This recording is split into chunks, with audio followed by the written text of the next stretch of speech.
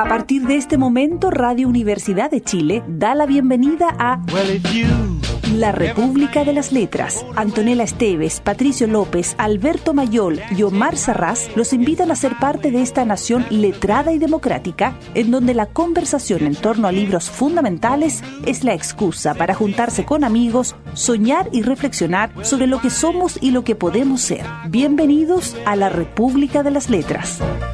More than 2,000 miles all the way.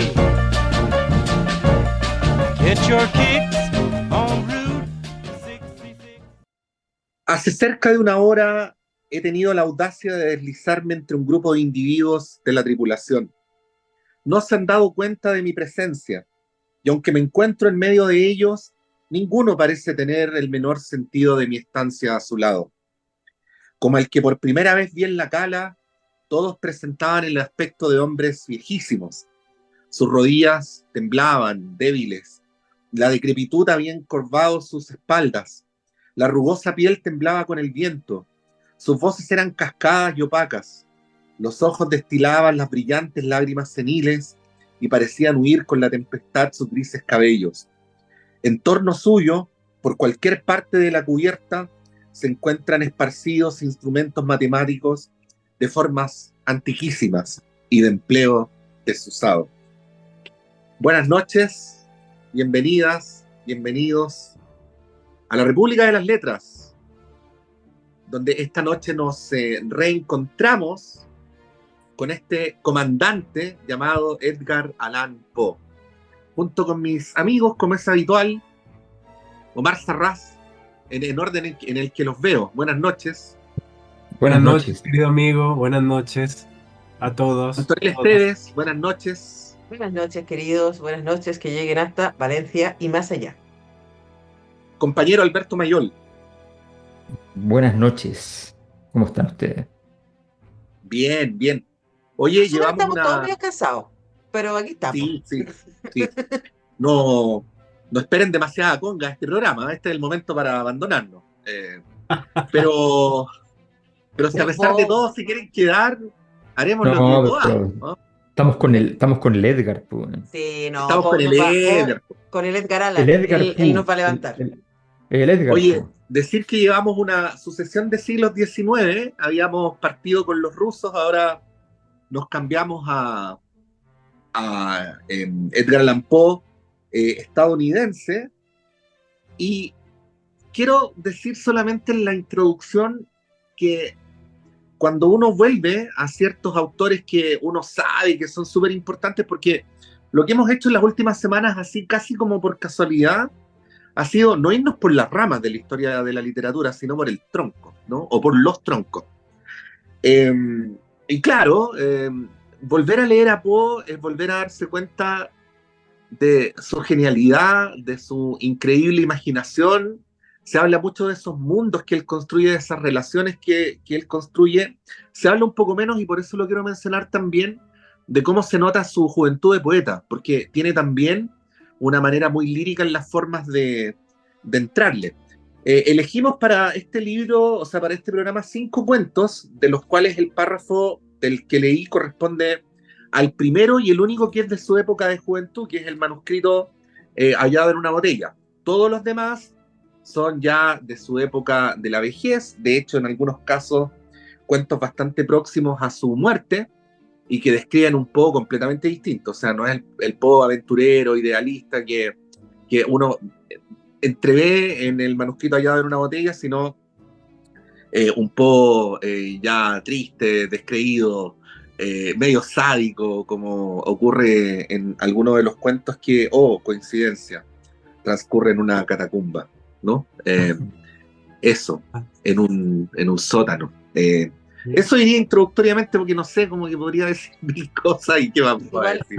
Igual me mataste con lo de la vejez, porque cachai que Poe se murió a los 40. Eso dije, eso.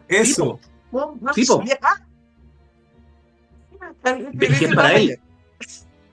No, pero en el siglo XIX, 40 sí. era una cantidad respetable. No, sí, la esperanza de vida en Chile en la primera mitad del siglo era 36 años. Sí.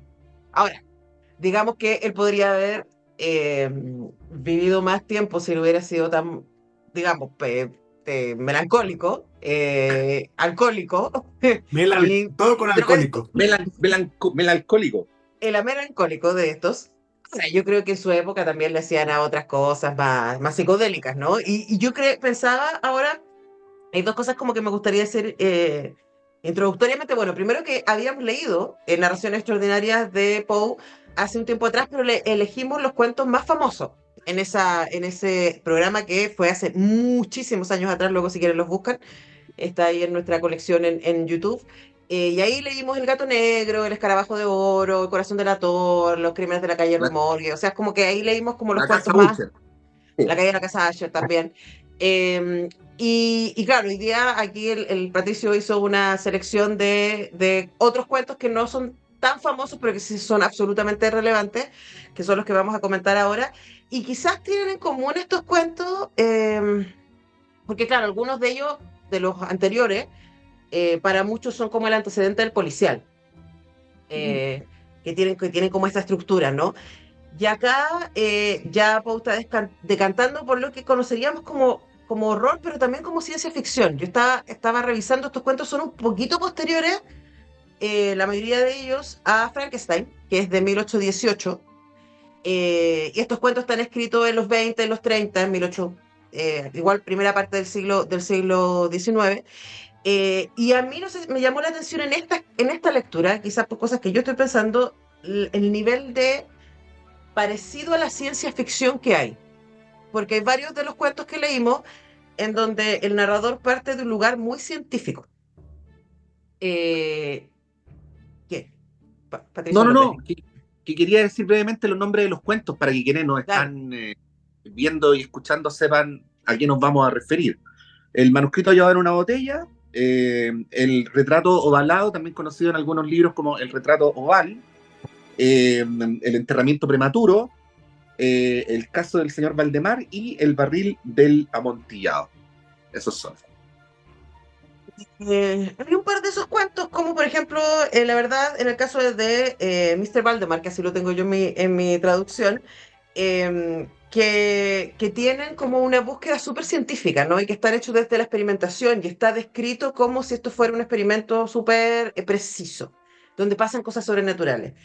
Y de hecho ahí también se usa la electricidad. Bueno, y en el caso de Enterrado Vivo, está escrito como una crónica periodística, antes de partir con el testimonio de quien narra, ¿no? Que sufre de esta enfermedad que de un momento a otro cae. ¿Cómo se llama?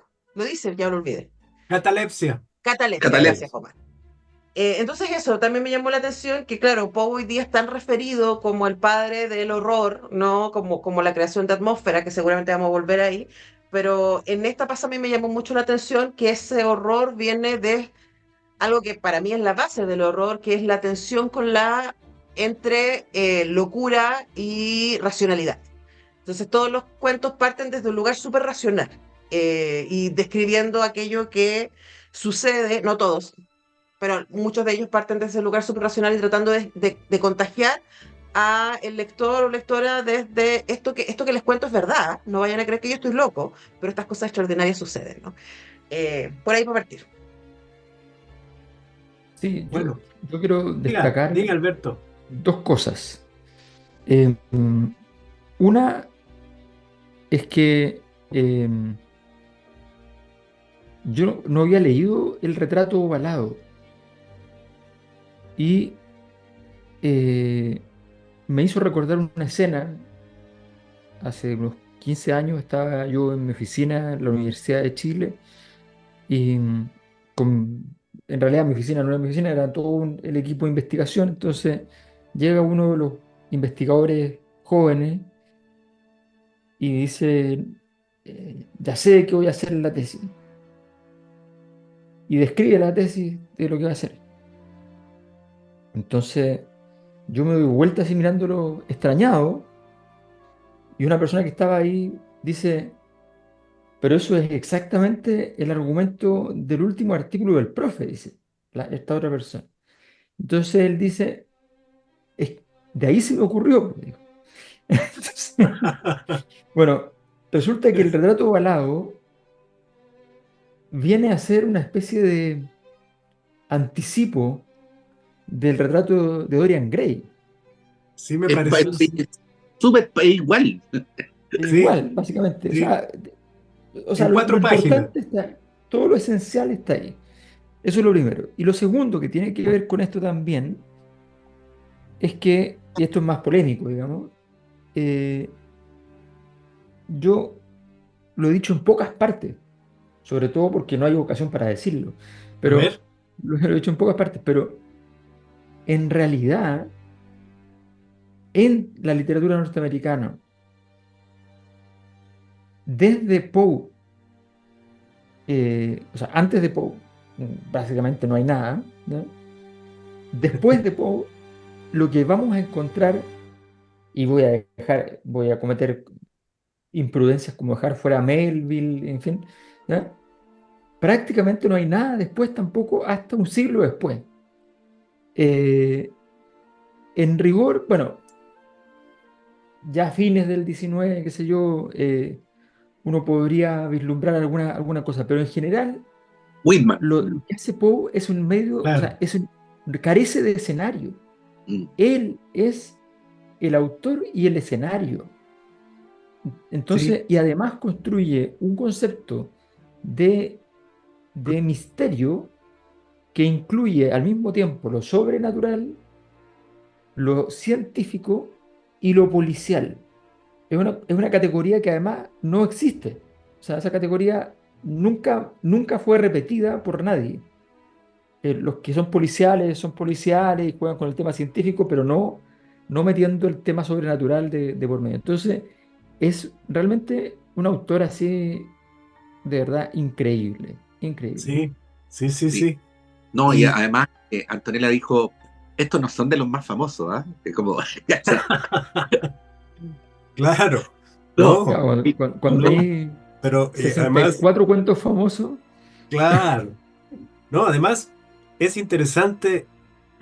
A mí me llamó mucho la atención esto de que varios de estos 5 cuentos, yo creo, el retrato oval, donde él llega a un castillo conducido por su sirviente estando herido, el barril de amontillado, que es esto donde empieza con una declaración sobre una venganza por mm, un daño que se le ha hecho al que cuenta la historia.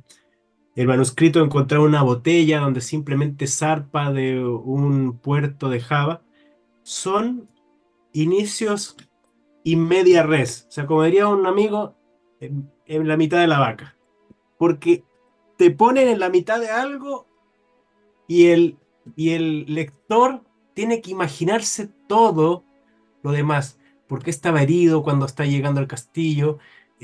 Esa venganza, ¿cuál fue el insulto que se le hizo? Entonces, en vez de contarte 200 páginas para llegar a contarte la historia, ya te insinúa todo un mundo previo que el lector pone, que el lector construye, y de ahí se va con 8, 10, 12 páginas y punto, y se acabó, maravilloso. Entonces, esa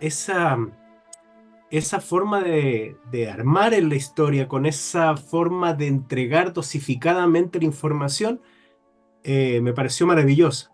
Y otra cosa interesante es que él publica de sus narraciones, publica 2 veces, 2 libros, 2 tomos, a los que él les había puesto cuentos de lo grotesco y arabesco, el primero y el segundo. Pero esto de narraciones extraordinarias viene cuando simplemente él muere en 1849 y en 1856 lo presenta en Francia, lo traduce en Francia, Baudelaire. Y Baudelaire pone el título Narraciones Extraordinarias, que es el que conocemos ahora, y donde empezó con esa presentación de Baudelaire a ser universalmente reconocido. Entonces, interesante también la influencia que obtuvo después en la poesía de los simbolistas, esta cosa también de Baudelaire, de las flores del mal, esto que está muy presente en Poe, de lo decadente, lo bello, la muerte, siempre, siempre el amor y la muerte, y lo bello y lo feo, todo muy mezclado, muy cerca, o sea, eh, como que una cosa no puede ir sin su revés. Entonces, no, todos los cuentos entretenidísimo, interesantísimo, han pasado 2 siglos y siguen siéndolo, así que una maravilla. Pero me parece perfecto. Llegó el momento de ir a la música. ¿Quién quiere Antonella, yo creo que usted debería empezar. Sí. Tengo una canción. Encontré una canción sobre Edgar Allan Poe bailable. Puede ser. Ya. ¿Sí puede ser? De hecho, esta canción representó a Austria en Eurovisión, en el concurso este famoso de la Comunidad Europea, ¿cierto? Del año 2023. Es de un dúo de Tella y Salena y se llama Who the Hell is Edgar? Y sobre Edgar Allan Poe. Así que pueden ir a bailar. No dice nada sobre los antepasados de los futbolistas franceses, ¿no?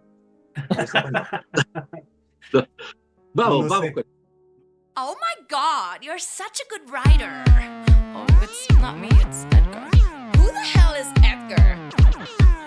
There's a ghost in my body and he is a lyricist. It is Edgar Allan Poe and I think he can resist. Yeah, his brain is in my hand and it's moving really fast. Don't know how he possessed me, but I'm happy that he did. Cause this song is feeling special and he's gonna make me rich. Yeah, the words are spilling out. What the heck is this about? Oh, mi padre, there's a ghost in my body.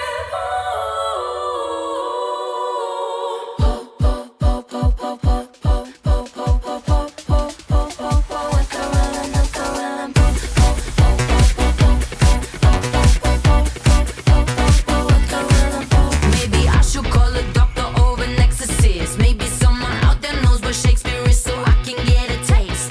Once you're happy, I was the A&R. Girl, call you nervous, so you're about to be a star.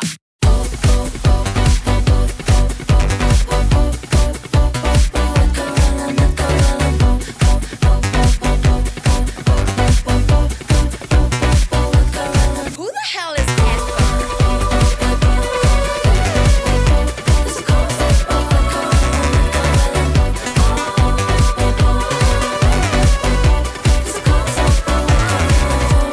0.003. Give me 2 years and your dinner will be free. Gas station champagne is on me. Edgar cannot pay rent for me. 0.000.003. At least it pays to be funny. Ugh. There's a ghost in my body. There's a ghost in my body.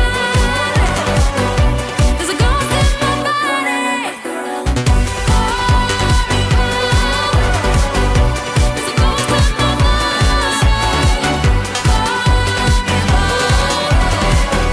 There's a ghost in my body. Oh, mi padre, there's a ghost in my body. Who the hell is Edgar? Había soportado lo mejor que podía las 1000 injurias de Fortunato, pero cuando llegó al insulto, juré vengarme. Vosotros, que también conocéis mi carácter, no iréis a suponer, sin embargo, que exterioricé de un modo u otro mi propósito. A la postre acabaría por tomarme satisfacción, este era un punto definitivamente claro. Pero esa misma conclusión definitiva que había adoptado excluía toda idea de riesgo. No solo tenía yo que castigar, sino castigar con impunidad. Un agravio queda sin reparación cuando su justo castigo alcanza también al vengador. E igualmente queda sin reparar cuando el vengador deja de mostrarse como tal a quien le ha agraviado. Cierto día de carnaval al oscurecer encontré a mi amigo que se acercó a mí con la más afectuosa cordialidad, sin duda porque había bebido mucho. Mi hombre iba disfrazado, llevaba un traje ceñido y la cabeza cubierta con un sombrero cónico guarnecido de campanillas. Me alegré mucho de verle y creí que no acabaría nunca de estrecharle la mano.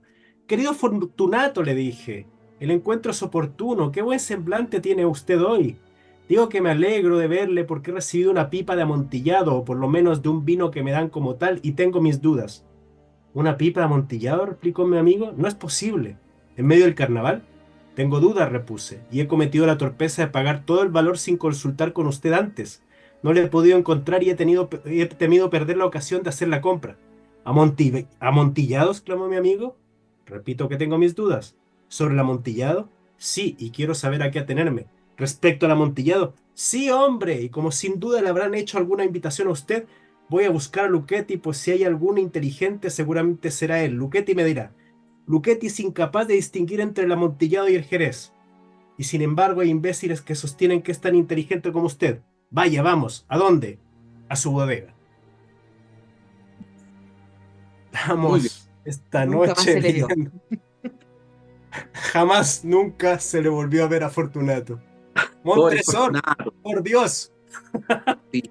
Pobre Oye, Fortunato. pues, solo como dato referencial, Amontillado es un tipo de vino.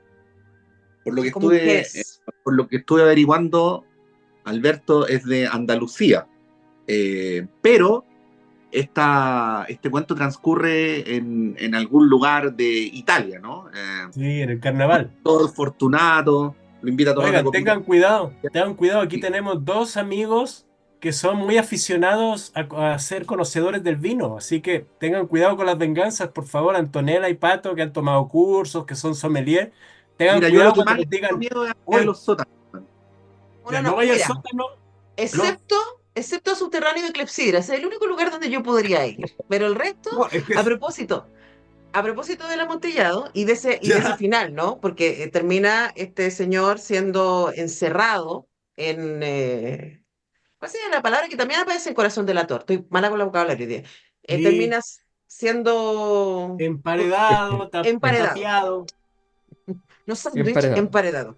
Oye, no sé si vieron, no sé si ustedes son aficionados a las series, pero hay un muy interesante director de horror que se llama Mike Flanagan, que tiene una serie de series, y son cada una miniseries, de más o menos 8 capítulos en Netflix, y hay una que está dedicada a Poe, que es la que salió el año pasado y que a mí de verdad me encantó. Se llama La caída de la casa Asher. Ah, Y lo que a ya. mí me encantó de la serie, a propósito, porque hay una escena de empoderamiento, es que, claro, hay una familia Asher, que es una familia que se ha hecho multimillonaria en el mundo de la farmacéutica. Y a medida que va pasando la serie, nosotros nos damos cuenta que este éxito que ellos han tenido estuvo basado en un trato con un ente oscuro. Y cuando llega Ah, el momento de la serie, ese ente oscuro empieza a cobrarse de la vida de las familias. Y la serie está hermosamente hecha porque cita, no es que tomaron un cuento, no es que tomaron La caída de la casa Asher, que tiene versiones, tiene una versión preciosa del cine mudo, tiene una versión muy notable de la época de la Hammett con Vincent Price ahí, o sea, como tienen versiones, pero acá no es un cuento que adaptan a la serie, que ojo, Mike Flanagan ha hecho eso con otros cuentos como La maldición de Hill House, pero acá lo que hace es tomar distintos elementos de los cuentos extraordinarios de Poe, como El gato negro, como El escarabajo de oro, como el del amontillado, están los poemas también aparece el cuervo, y los va metiendo en el contexto de la narración. Es una ah, belleza, Me súper, gustó. se los Me gustó. recomiendo. De verdad, a mí me muy encantó, bien. me encantó. Está en Netflix y creo que son 8 capítulos, si Repita no el me nombre, equivoco. compañero. Repita el nombre para anotarlo aquí en mi La libreta caída de de la las casa cosas que... Asher, de Así se Mike llama la... Flanagan. Perfecto. Y es solo una temporada, así que para la gente que es como yo y que dice, ah, no, pero no me voy a meter a ver Los Sopranos. No, esto es una temporada, si no me equivoco, son 8 capítulos. Ahora que estoy mirando cuántos capítulos son, 8 episodios. Y cada uno dura 1 hora el episodio. Son buenísimos. Y el Perfecto. otro dato pop que quería darles antes que tiene que ver con Chile, porque todo tiene que ver con Chile, siempre. Por Sí, supuesto. sí. Salió un poquito este libro, que se lo estoy mostrando ya que nos están viendo por YouTube, que se llama Monstruos y Dioses del Fin del Mundo, de el Pancho Ortega y Félix Vega. Félix es un gran, gran ilustrador y como saben, el Pancho Ortega es un muy interesante escritor y muy buen investigador de la mitología chilena. Y esta es una colección, es una especie de bestiario de monstruos de la mitología, pero también de la literatura. Por ejemplo, aquí aparece el Bobby de patas de perro, aparecen los monstruos de Donoso, entonces es muy interesante. Pero un dato que yo no sabía, la única novela de Poe se llama Las aventuras de Arthur Gordon Pym. ¿cierto? Ajá. Que creo que deberíamos leer en algún momento. Y Sí. estas aventuras vienen de la experiencia de un señor que se llamaba Jeremiah Reynolds, que vino a Chile y que a partir de la historia de Jeremiah Reynolds es que cuando él vuelve a Estados Unidos, a Boston, su compañero de pieza era ni más ni menos que Edgar Allan Poe. Se conocen allá, le cuenta esta historia. Poe escribe Arthur Gordon Pym, Las aventuras de Arthur Gordon Pym. Esa historia luego es tomada por Melville para escribir Moby Dick. E incluso dicen que Lovecraft, a quien leímos, Sí. se inspira en esas historias para construir toda la mitología alrededor de Cthulhu. Así que miren hasta dónde llegó Chilito. Bueno, pero Sí, es que el Moby Dick proviene de la Mocha Dick. sí, sí, sí. Entonces, efectivamente, es completamente chileno. Tienes toda la razón. Efectivamente, Chile está en todas partes, Eres- pero quiero decir que, por supuesto, en estas cosas eh, nos va a ganar Argentina. Entonces, voy a decir que, y el que más va a ganar siempre va a ser el mejor de todos, y es que en Edgar Allan Poe uno además encuentra como una de las raíces, ¿ya? de Borges, porque los cuentos de Poe son muy borgianos en ritmo, en las sofisticaciones intelectuales, pero también en la sencillez, porque la verdad es que los cuentos de Borges son como altisonantes y qué sé yo, y preocupadamente cultos, en fin, pero al mismo tiempo en realidad son sencillos, tienen soluciones sorprendentes, pero que bajo cierta perspectiva serían un poco mecánicas, digamos. Mm. Y lo más interesante es que cumple perfectamente, y mi impresión es que un poco sale de ahí la teoría de Borges respecto a por qué él escribía cuentos y no escribía novelas. Él dice que en una novela estás obligado por un tema de tejido del texto. Bueno, el texto significa, la palabra texto significa tejido. Entonces, por un tema de articulación, estás obligado a contar historias no esenciales. Estás obligado a decir cosas que no son fundamentales para la historia. En cambio, en el cuento, tú tienes la posibilidad, obviamente puede ocurrir que no sea así, pero tienes la posibilidad de construir una historia donde todo en ella es esencial a la historia. Eh, y eso es muy claro en Poe. O sea, los cuentos son de una precisión quirúrgica, son increíbles en ese sentido de todo lo que está dentro del cuento es parte sustancial de la narración.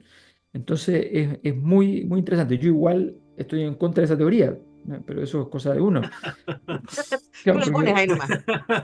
o sea, yo digo No que Borges igual tengo. es el mejor de todos, pero estoy en contra porque yo No, considero que hacer una sinfonía es más difícil que hacer una sonata, y una sí. novela, por definición, es muy No, complicada claro. justamente porque tienes que jugar con cosas no esenciales. Sí, pues Sostenerla. sí, en la novela entra todo. O sea, no tengo por qué estar de acuerdo con lo que pienso, como dijo Exacto, Carlitos exacto. Caselli. Acaba de salir un libro con ese Acaba de título. salir un libro con frases de futbolistas, como la de Tevez que dice, mientras mejor le va a uno, más se hamburguesa. Así Efectivamente, que, nos hamburguesamos. En este programa estamos todos bastante hamburguesados. Hay que reconocerlo. sí, Mientras mejor, Oye, más hamburguesa, es verdad, es Es verdad. real.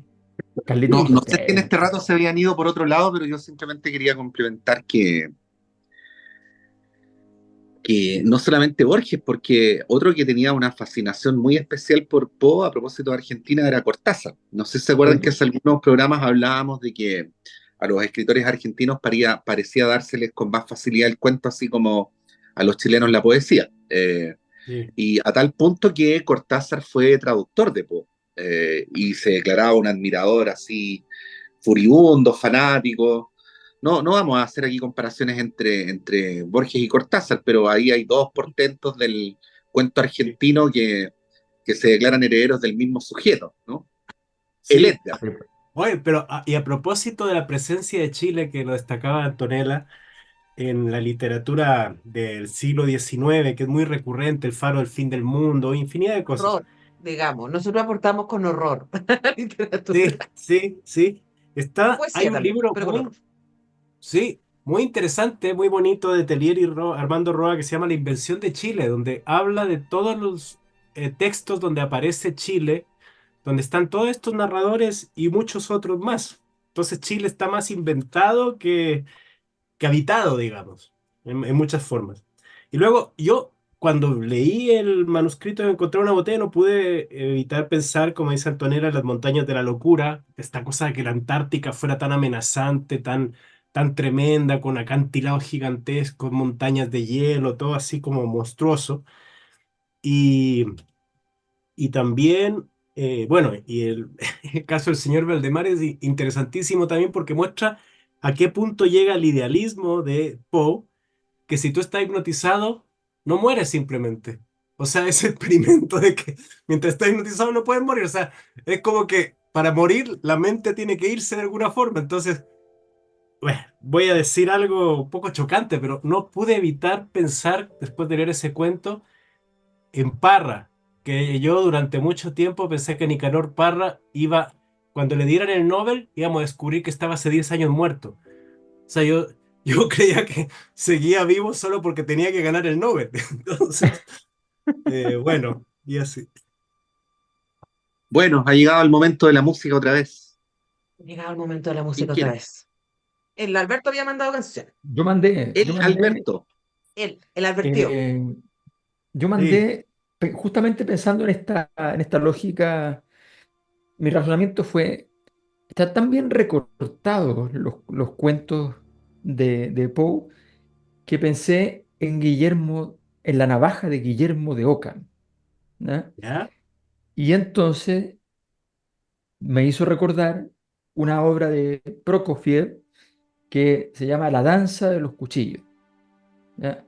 Así que la pongo a disposición porque además suena increíble y para un sábado en la noche de terror y misterio e intensidad erótica y tanática, está perfecto. Qué Oh, lindo. mi Dios. Oh, mi Dios. Muy bien.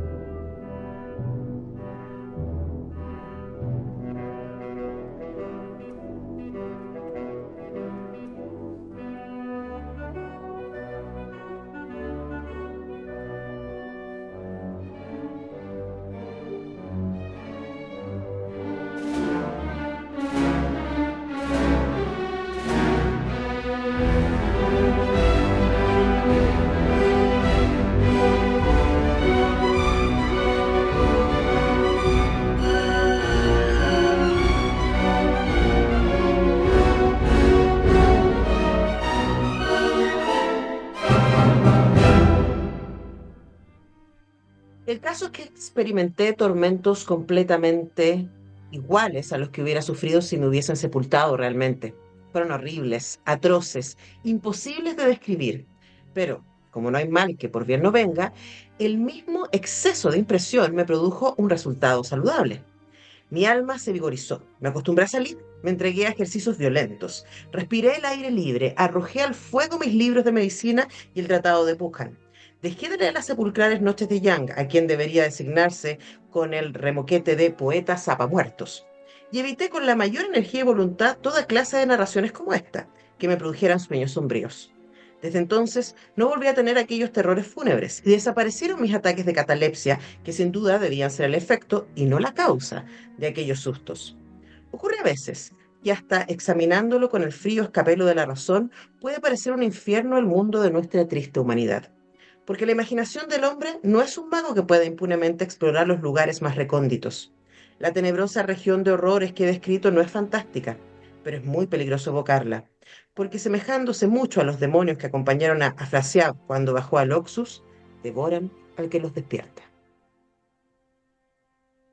Así Extraordinario. termina este cuentecito enterrado vivo, aunque el pato tiene otro nombre para este cuento, El enterrado vivo, enterramiento prematuro. el Sí, enterramiento prematuro. En mi traducción de estas narraciones extraordinarias, se llama así, y como yo decía al principio, es bien raro este cuento, y una de las cosas que no hemos dicho, que parece que le dijimos la otra vez cuando hablamos de Poe, es también el cambio de tono que puede tener en sus cuentos, ¿no? Porque hay algunos cuentos que son derechamente, como dijo Alomar al principio, que parten por la mitad del cuento, como el amortillado, y que tienen como el tonel del amortillado, que tienen como ya está, parten diciéndote yo me voy a vengar. Entonces como que tienen una cosa construida de misterio y crueldad, uno podría decir, ¿no? Hay otros cuentos de Poe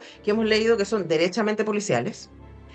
Hay otros cuentos que buscan tener este espacio de lo fantástico, en donde hay algo que está sucediendo dentro del mundo cotidiano que conocemos y que resulta ser sobrenatural. Y a mí me llamó mucho la atención porque me acordé que Poe se dedicó mucho al periodismo. Fue editor de medios, escribía periodismo, además de escribir poesía y escribir estos cuentos extraordinarios. Y aquí le aparece su beta periodística, pone este cuento en particular porque este texto empieza relatando distintas experiencias que se tienen y que han sido documentadas de gente que ha sido enterrada viva. Y cuenta, bueno, se supo de esta señora a la que le pasó esto, se supo de este otro y no sé qué, y cuando va en la mitad de la narración te dice, bueno, yo lo conozco personalmente porque sufrió catalepsia y a mí me ha pasado esto. Y yo pensaba también en la ciencia de la época, ¿no? Estamos hablando, o sea, es como, y él dice, y estos son los que sabemos, podemos relatar, pero ¿cuánta gente efectivamente no ha sido enterrada viva y nunca nos enteramos porque ya se murió? O sea, como que lo enterraron claro. vivo y cuando despertaron ya estaban ahí. Y no sé si a ustedes les pasa, pero yo encuentro que ese es uno de los mayores terrores fantasiosos que uno puede tener. O sea, es No, yo lo como he tenido y lo encuentro terrible. Así, cuando chico pensaba mucho en eso, que si un día me moría y no me moría y despertaba así como dentro de un cajón. Pero además hay que ponerse en el lugar de cómo era en esa época donde, como tú decías, Anto, la ciencia estaba mucho menos desarrollada, ¿no? Y yo creo que ahí se vislumbra una suerte de interés de Poe por estos conocimientos que en ese momento estaban en pleno desarrollo, ¿no? O sea, con los avances que tiene la medicina hoy día, yo creo que ese miedo a resucitar dentro de un cajón está en buena parte disipado, pero eso hermana mucho este cuento con el del señor Valdemar, ¿no? Porque ahí también hacen este experimento al final de la vida de Valdemar, que mediante un procedimiento que no me acuerdo tampoco cómo se llama, pero es parecido a la hipnosis. Bueno, es como ver los límites de la ciencia en ese momento.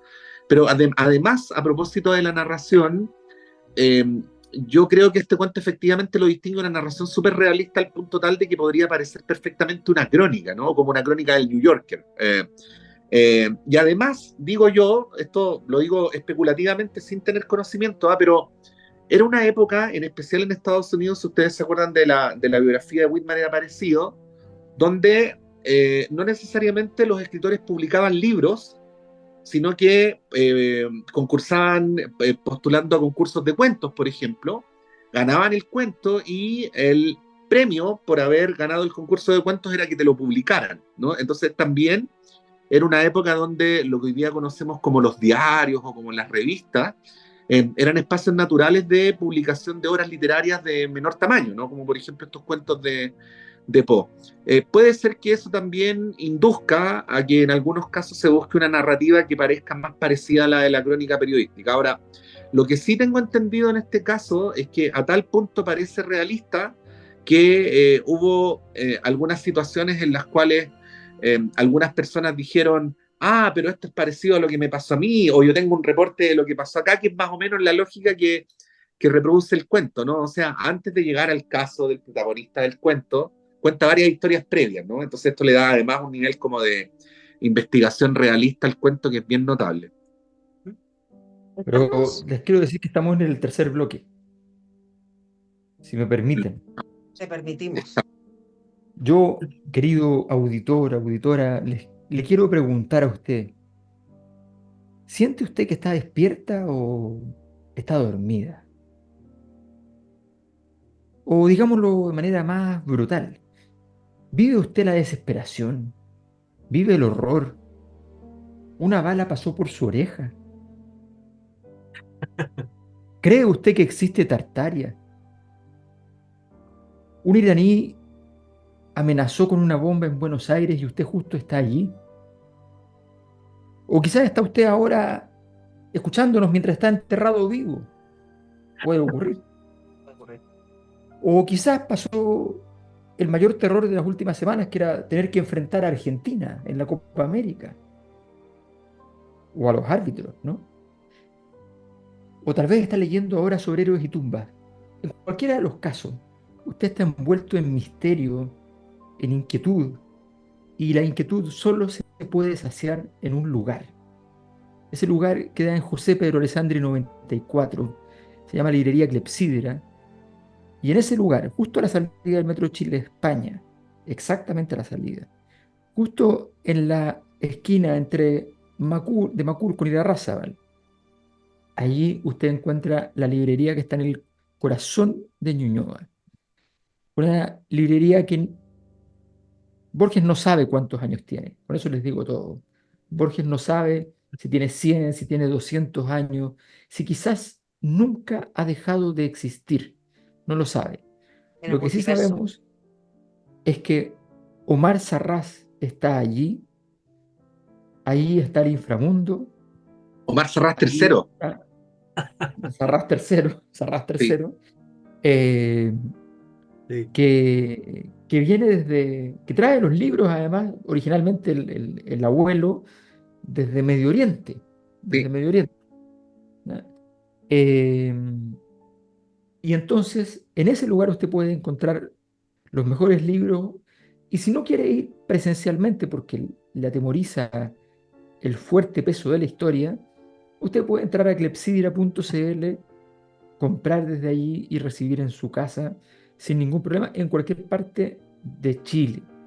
Mm. Y si también puede ser, usted quiere divertirse, informarse, disfrutar de una librería activa, puede hacerlo también a través de las redes sociales, en Facebook, en Instagram, propias de Librería Clepsidra. Así que todo alrededor de Librería Clepsidra, nada fuera de esos alrededores.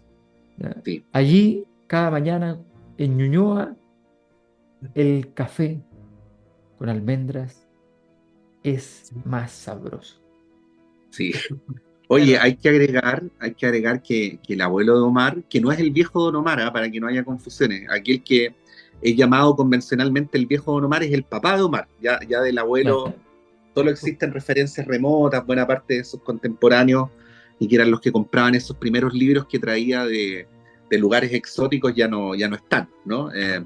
Bueno, cuentan que en su juventud el abuelo de Omar hizo algunos viajes en barco, por ejemplo, por la isla de Java, en busca de nuevas rutas para poder llegar con los libros a esta parte del mundo.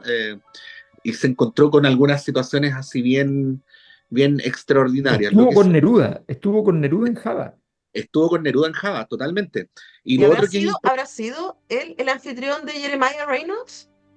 ¿Que le Puede puede ser, ser, mostró el sur del puede ser, mundo? puede pero esto es ser. más polémico, porque en la isla de Java puede ser que haya sido que el momento gravoso, terrible, donde Neruda comete el delito que le quita la posibilidad de ser un nombre para el aeropuerto de Santiago, puede haber estado acompañado del abuelo. No, Sí. yo creo que no, porque Está. si hubiera estado acompañado por Omar el primero, hubiera detenido esa situación. Oye, tengo un Espérate, relato sobre compañera, solo para terminar, que decir que de lo que sí hay ciertos rumores, pero no se han confirmado todavía, es que en el sótano de Omar habría un barril de amontillado, pero eso habría que confirmarlo. Yo no lo vi, Sí. no terminé emparedada. No, Pero no. sí tengo un relato que quedó en nuestro programa anterior. Oh, Recuerden que estamos levantando relatos históricos del pasado y del futuro, fantasiosos, poéticos sobre Clepsidra. Y Jorge Galeas Maltés nos mandó uno que se los voy a leer. Dice, salí a caminar como cada mañana por el bosque con mi querida Cucú. Llegamos al sector donde recogíamos los piñones. Yo disfrutaba ese proceso de caminar entre las araucarias, recogiendo lo que ellas nos entregan generosas. Y tengo la fortuna de que mi Cucú sabe todo acerca de nuestra madre tierra. De pronto, encontré 4 piñones que estaban ubicados en una forma extraña, pero armónica. Uno de ellos tenía un tono más llamativo y decidí llamarle Antonella. A los otros 3 también les puse nombre. Al de más a la izquierda lo llamé Patricio y a los otros 2 los llamé Omar y Alberto. Los miré y no quise molestarlos ni afectarlos, pero los seguía mirando. Mi cucú estaba lejos, el tiempo pasaba y la única referencia a ese tiempo que transcurría era el agua del río. El río era mi reloj de agua, mi clepsidra. Recogí los 4 piñones y los tiré al río. Volví con mi cucú y me preguntó, ¿cómo estás? Su mirada denotaba que sabía todo lo que había pasado, así que no pude mentir. Le dije, los piñones no eran míos, eran del río, del reloj de agua. Ella me sonrió y me besó. Por eso supe que lo hice bien. Wow. Mira, oh, Un abrazo para Jorge Galeas gracias, Maltés y su relato. seguimos gracias. esperando sus relatos, sus recuerdos, sus anécdotas. Piñoncito, mi piñoncito. Sí, Tantas décadas acumuladas. ¿Ah? Ahí está, ustedes pueden dejar qué sus lindo. relatos vinculados para Clepsidra. Nosotros acá somos de la idea de que todo es real, lo imaginario también es real y pueden Sí, compartirlos con nosotros ahí en los comentarios de YouTube, de donde los estamos leyendo y nosotros los leemos. Yo de repente estamos haciendo el programa y yo me meto a saludar, así que eso, gracias por ser parte de esta De la, comunidad. de la capital mundial de la leche de almendras, que es Ñuñoa, nace esta librería que existía cuando solo había un tipo de leche, El sí, piñón. sí. Ni que se decir llamaba más. leche, ¿no? Claro. Leche. Bueno, ¿No? les quiero comentar que los caminos son muy inciertos. Alguien que escuchó el programa sobre Sabina, porque es un fanático de Sabina que andaba buscando cosas sobre Sabina, encontró el programa, empezó a escucharlo, entusiasmó a un amigo, fueron, compraron 2 libros de Modiano, de La hierba de las noches, para empezar a hacer un club de lectura con sus esposas. Entonces, imagínate lo que puede provocar Sabina llega a promocionar a la República de las Letras. Así que muchas gracias también. Son Muy extraños los bien. caminos. Oye, vamos a ir cerrando, palabras finales. Palabras finales. No, Sí, bueno, simplemente quedar paralizado. eh, ¿Hay enfermedad comparable al alcohol? Dijo Poe en algún momento. De ahí por algo murió, pero hay que decir que antes de morir escribió la primera novela propiamente de aventuras, que es la que hablábamos, que es Las aventuras de Arthur Gordon Pym. Inventó el relato policial con el detective Auguste Dupin, La carta robada, Los asesinatos de la calle Morgue, estos cuentos de misterio y horror. Así que en menos de 40 años hizo cositas, hizo bastante. Hizo su aporte a la literatura Me, universal. me permito leer un fragmentito para cerrar mi participación, al menos. El barco y todo su contenido está impregnado por el espíritu de la vejez. Los tripulantes se deslizan de aquí para allá como fantasmas de siglos ya enterrados. Sus miradas reflejan inquietud y ansiedad, y cuando el extraño resplandor de las linternas de combate ilumina sus dedos, siento lo que no he sentido nunca, pese a haber comerciado la vida entera en antigüedades y absorbido las sombras de columnas caídas en Baalbek, en Tadmor y en Persépolis, hasta que mi propia alma se convirtió en una ruina. Al mirar a mi alrededor me avergüenzan mis anteriores aprensiones. Si temblé ante la ráfaga que nos ha perseguido hasta ahora, ¿cómo no horrorizarme ante el asalto de viento y mar, para definir los cuales las palabras he tomado y según resultan triviales e ineficaces? En la vecindad inmediata del navío reina la negrura de la noche eterna y un caos de agua sin espuma, pero aproximadamente una legua a cada lado de nosotros alcanzan a verse, oscuramente y a intervalos, imponentes murallas de hielo que se alzan hacia el cielo desolado y que parecen las paredes del universo. Diablos. Diablos. Oigan, si es que no hay más canciones, podemos poner y rasguña las piedras. Cruel y apropiado. Ya, hay que decir. Buenas Sí, Oye, noches. pero- No, Ya, bueno, si queríamos un alma negra, lo hemos logrado. no, más almanero hubiera sido que hubiera elegía de Serrat. Ya. Buenas noches, familia. Cuídense, Ya. nos vemos la Buenas próxima noches. Un semana. abrazo.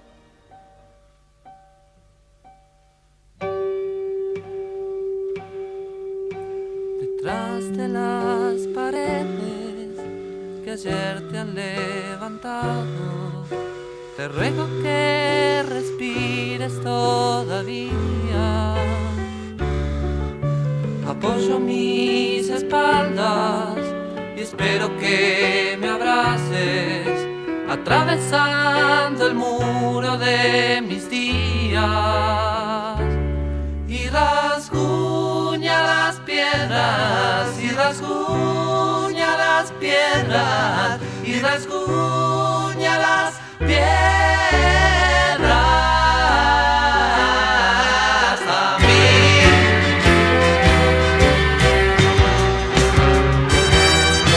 Apenas perceptibles, escucho tus palabras, se acercan las bandas de rock and roll y sacuden un poco las paredes gastadas, y siento las preguntas de tu voz. Y rasguña las piedras, y rasguña las piedras, y rasguña las piedras a mí.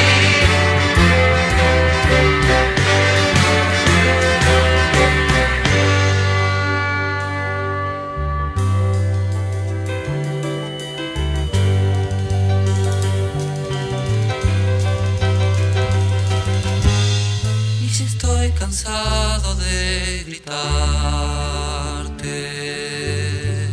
es que solo quiero despertarte.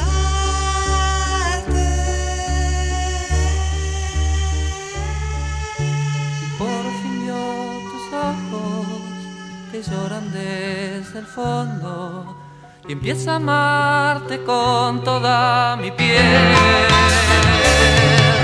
Escarbo hasta abrazarte y me sangran las manos, pero qué libres vamos a crecer. Y rasguña las piedras, y rasguña las piedras, y rasguña las piedras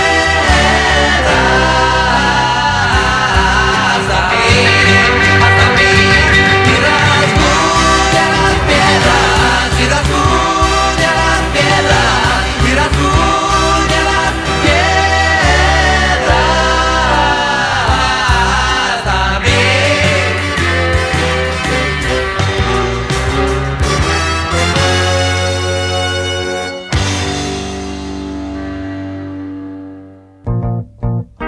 Antonella Esteves, Patricio López, Alberto Mayol y Omar Sarraz y su República de las Letras regresan la próxima semana con un nuevo libro y nuevas conversaciones. Los esperamos.